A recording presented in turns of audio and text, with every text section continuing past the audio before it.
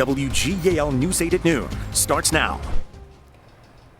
Airline passengers may have some issues today and over the weekend. Airlines canceled 4% of flights at certain airports today and are preparing for greater reductions.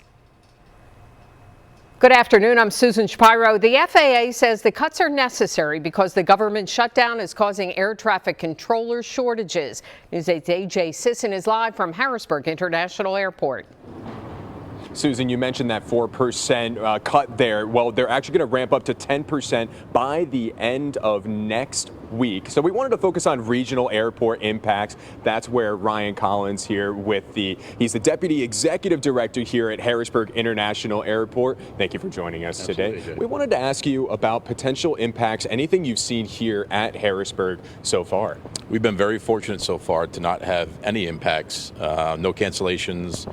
Pretty much business as usual. We had one delayed flight to Charlotte, which is a major hub, and that's a pretty typical occurrence for an airport. So nothing out of the ordinary. We're very fortunate that the passenger experience has been pretty typical. Absolutely. And one of the things that we have heard about is potential regional flight impacts. Say, we know there's a lot of daily flights between here and Philadelphia. Say in Philly, one of those flights does get canceled. How could that impact here in Harrisburg? From the customer standpoint, most airlines now are automatically rebooking on future flights. We'd like airplanes to be completely full, but there are actually spare seats. So there will be automatic rebookings for customers on those flights for the next available. It may be hopefully the same day, could be the next day, but the absolute worst case is that the airline is going to refund the customer for the full price of their fare. And as this flight cut kind of propels up to that 10% by next week, what's your message to passengers? What's your recommendation? It's been pretty consistent to continue to monitor flight status, work with the airlines, have the most up-to-date app for the airline that you're flying with push notifications engaged, and that way you're going to get the most up-to-date information on any change of flight status. Absolutely. Ryan Collins here at Harrisburg International Airport. Thanks for joining us. Appreciate it. And one of the things I do want to mention too with these flight cut reductions is that as things go on with flight cancellations, delays, anything that might happen to your flight, if you're anxious, American, Delta, and United Airlines are offering refunds to you if you are worried or have a cancellation or delay. JetBlue Airlines is only offering a refund if your flight is canceled. There's more information on our website at WGAL.com about impacts to you flyers. Here at Harrisburg International Airport, AJ Sisson, News 8.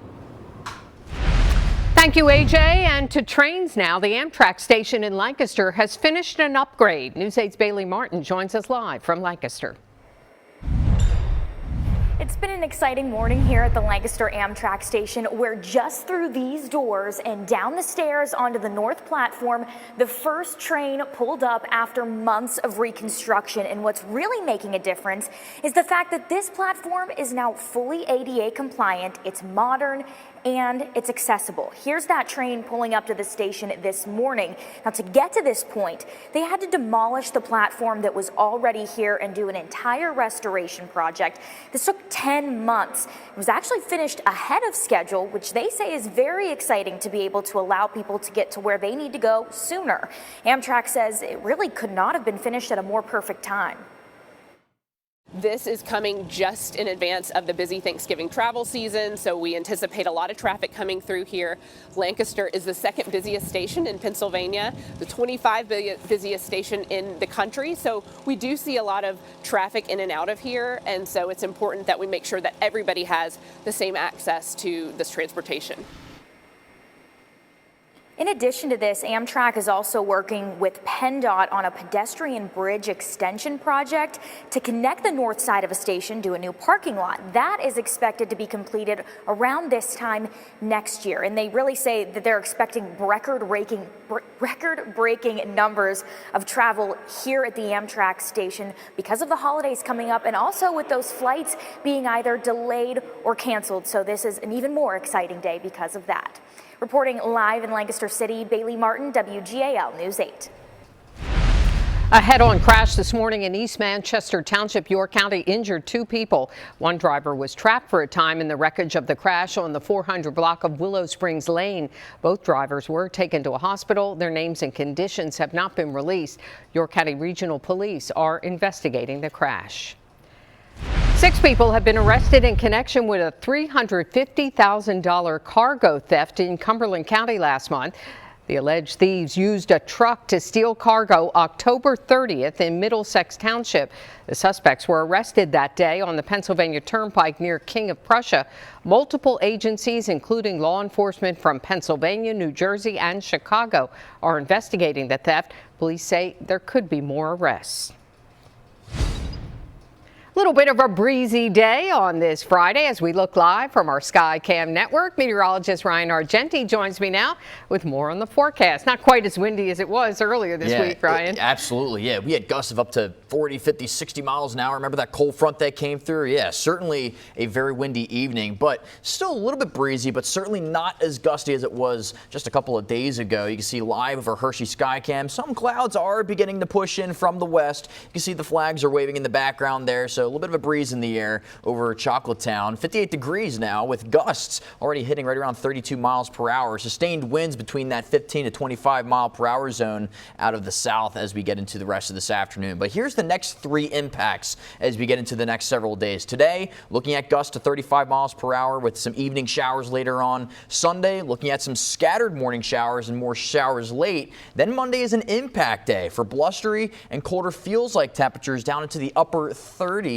as we get into the beginning of the work week. Definitely got a chilly shot of some air as we head into next week. Temperatures into the 50s right now. Winds, like I mentioned, they are breezy, but they will begin to die down as we get into later in the evening and also overnight tonight. Here's your 12-hour forecast. We'll top out right around 60 degrees, and here come them showers as we get closer to 7, 8 o'clock this evening with temperatures dipping back down to the mid-50s. But we'll have more on that full forecast, Susan, coming up here in just a few more minutes. All right, we'll look for that. Thank you.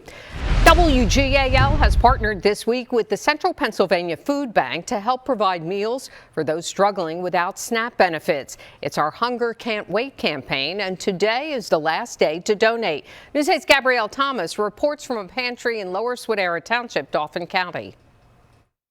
We are here at We Care Food Pantry on Penn State Harrisburg's campus. As you can see behind me, this room has so many snacks, granola bars, and cereal if students need to make it through and they are affected by the SNAP cuts. Now I have Amy joining me. She is with Penn State Harrisburg. Amy, are you seeing more students come every week now that SNAP benefits have been cut? Yeah, we've seen a significant increase in students. Usage-wise, we lost about 4,000 pounds of food in the last month that students are taking, as well as about 370 visits in the month of October.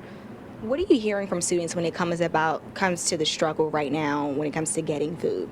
Yeah, students are in the last couple of weeks of courses, so they're just really trying to stretch their budget, stretch their meal dollars, and the pantry really allows them to do that because we have snacks, we have cereal, full meals that they can get from here.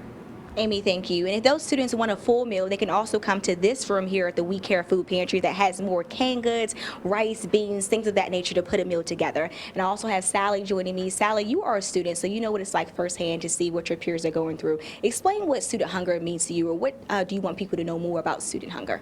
Yeah, a lot of students think that when they're running low on their food budget that they can skip a meal or that they need to make their meal less healthy, and I just want them to know that that's not the case, especially here with the pantry. They don't have to skip meals. They don't have to give up their healthy options. They're able to utilize this pantry and still be able to keep those things going. So. How does it make you feel to know that Central Pennsylvania Food Bank has been stepping up to help students in need? I am eternally grateful for that. My peers, my colleagues, everyone here is able to be supported in this way because of the food bank, and I think it just makes me so happy that we have this resource and very grateful that they're able to support us in the way they do. Sally, thank you. If you would like to support our Hunger Can't Wait campaign in partnership with the Central Pennsylvania Food Bank, you can head on over to our website, WGAL.com. Today is the last day to donate. Reporting here in Swedera Township, I'm Gabrielle Thomas, WGAL News 8. Some businesses in the Susquehanna Valley are trying to do what they can to help SNAP recipients while also following USDA guidelines. The USDA recently sent a reminder to stores about the SNAP Equal Treatment Rule. The rule requires stores to offer food at equal pricing for everyone, so SNAP recipients cannot receive additional discounts. The owner of Grocery Outlet on Lincoln Highway in Lancaster County is still trying to help them and others. peanut butter, jelly, bread, pasta sauce, that sort of thing. And the idea was, the customers can donate to the cart if they want. We're asking them to round up or to give items or whatever they want to give. Gerasero says stores could lose their licenses to accept SNAP benefits if they give recipients discounts. Lancaster city leaders are asking for the public's input on the future of the Lancaster County Prison once it's vacant. A new prison will be constructed south of the city, leaving the current site on East King Street in Lancaster available. Community members voted last night at the Lancaster Science Factory on what they would like to see happen to the property. I definitely think housing is obviously a huge priority, housing development, and maybe some community facilities as well, like public parks or recreational facilities. City leaders say community feedback will help determine the plans for the area, and you can visit Engage Lancaster's website to share your thoughts. You can find a link at our website, WGAL.com. A new law in Pennsylvania will require schools to inform parents or guardians when a weapon is brought onto school grounds or to a related activity. Governor Josh Shapiro signed Senate Bill 246 into law, amending the Public School Code of 1949. School districts were previously only required to report those cases to the Department of Education. The U.S. has reached a new trade and economic deal with Uzbekistan. President Trump made the announcement following a White House dinner with 5 Central Asian leaders. Over the next decade, Uzbekistan will purchase and invest more than $100 billion in key American sectors, including critical minerals, aviation, auto parts, agriculture, and energy.